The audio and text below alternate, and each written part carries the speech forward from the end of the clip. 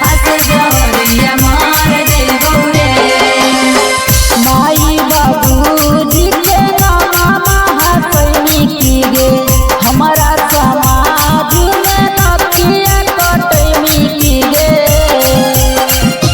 हे गे माई बाबूजी के नामा हसैनी की गे हमारा समाज में नकिया कटैनी की। अबे छौरी कुछ कहबो चंदन के बता के।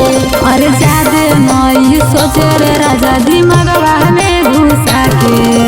रहे के है कौ साथ छौड़ा ले चल रे भागा के। अरे भर दे हमर मंगिया कौनो मंदिरिया में ले जाके। रहे के है कौ साथ छौड़ा ले चल रे भागा के। प्रेजेंटेड बाय कलश रिकॉर्डिंग स्टूडियो चेवाड़ा।